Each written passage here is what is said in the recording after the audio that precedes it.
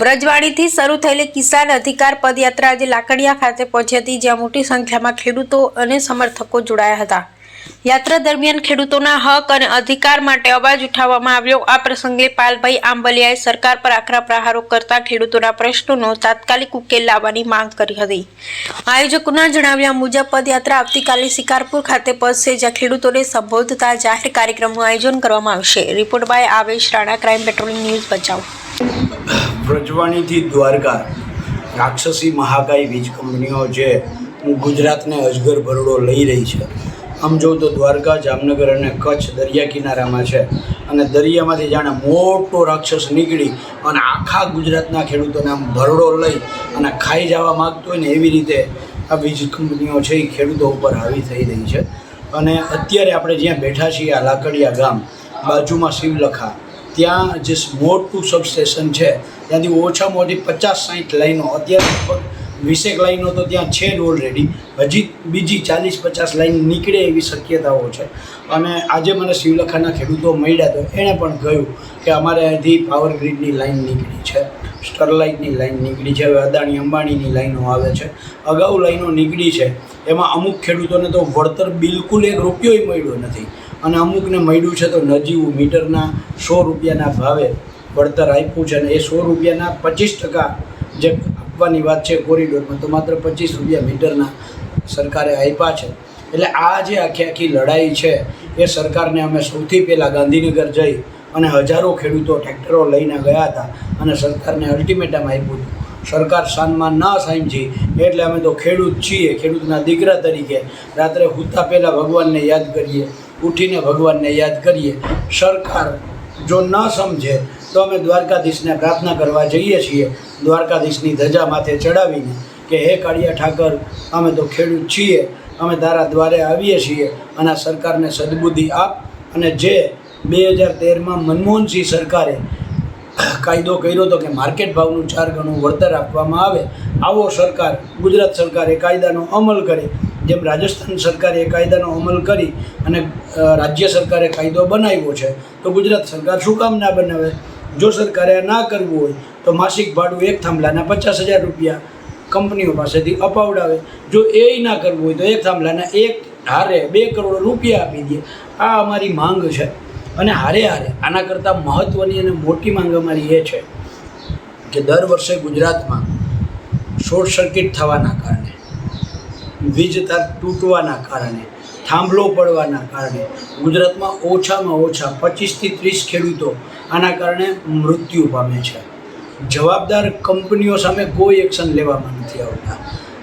તાર તૂટવાના કારણે, તણખા જરવાના કારણે લગભગ ગુજરાતમાં 101 ખેડૂતોનો પાક બળીને ખાખ થઈ જાય છે। એની સામે ખેડૂતોને કોઈ રક્ષણ આપતું નથી।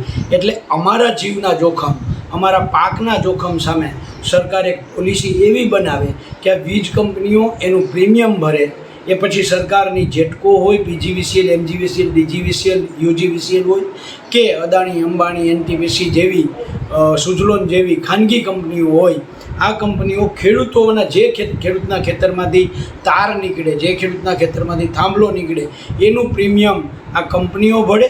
અને આવી કોઈ પણ ઘટના બને, અપમૃત્યુ જેવી ઘટના બને, ત્યારે એ પરિવારને ઓછામાં ઓછા 15 કરોડ રૂપિયા આપવામાં આવે અને જે ખેડૂતના પાક સળગી જાય એ ખેડૂતને ઓછામાં ઓછા 10 લાખ રૂપિયાનું વળતર। કોઈ એમાં કાયદાની આડી કાઠી ઘૂંટી કાંઈ નહીં, સીધો આવો જ સરકાર એક પરિપત્ર, આવો એક કાયદો કરે, બરાબર છે। આ 2 માંગ લઈ અને અમે ભગવાન દ્વારકાધીશ પાસે જઈએ છીએ અને હારે છેલ્લા 4-5 વર્ષમાં આ વીજ લાઈનોમાં જે ખેડૂતના ખેતરમાં થાંભલા આવ્યા છે અને જે ખેડૂતોને આજની તારીખમાં વળતર નથી મળ્યું, એવા ખેડૂતો માટે અમે અત્યારે ફોર્મ એક બનાવીને અમે તમને પણ PDF આપશું। એ ફોર્મ છે, એ ફોર્મ ભરી અને એમાં અમે નંબર આપ્યા છે, એ નંબર ઉપર તમે વોટ્સઅપ કરો। જે ખેડૂતોને પૈસા નથી મળ્યા એ ખેડૂતોની ગુજરાત હાઈકોર્ટ સુધીની લડાઈ અમારી ગુજરાત કિસાન કોંગ્રેસની ટીમ અને ગુજરાત કિસાન સંઘર્ષ સમિતિની ટીમ લડશે। ખાસ ખેડૂતો એવો કહી રહ્યા છે આ સરકાર ભાજપની નથી પણ પાવર લાઇટ અને અદાણીની છે, એ બાબતે શું કહેશો આપ? ખેડૂતોની અત્યારે તો આખું ગુજરાત કહી રહ્યું છે અને આ સરકાર છે ને એ અદાણી અંબાણીની કરતાં આપણે એમ કહેવાય કે આ મોદાણી મોડેલ છે। મોદાણી મોડેલ એટલે મોદી, અદાણી અને અંબાણી, આ મોદાણી મોડેલ છે। અને ક્યાંક એવું લાગે છે કે સરકારને જાણે આ બે જણા અદાણી ને અંબાણી ખિસ્સામાં નાખી અને બેઠા હોય ને એવું લાગે છે.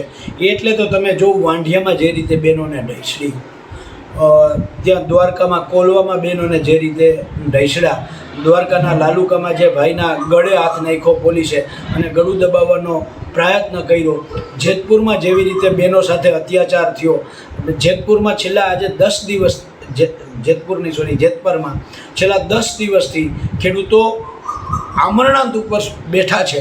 પણ તેમ છતાંય આ સરકારનું પેટનું પાણી એટલા માટે નથી હલતું કારણ કે આ સરકાર ઉપરથી અદાણી અને અંબાણી આદેશ કરે એ જ કરવા માગે છે. એટલે અમે તો દ્વારકાધીશને એ કહેવાના છીએ કે આ સરકારને તો સદબુદ્ધિ આપ, પણ હારે હારે અદાણીને અને અંબાણીને સદબુદ્ધિ આપે એવી અમે દ્વારકાધીશ પાસે જઈને પ્રાર્થના કરવાના છીએ.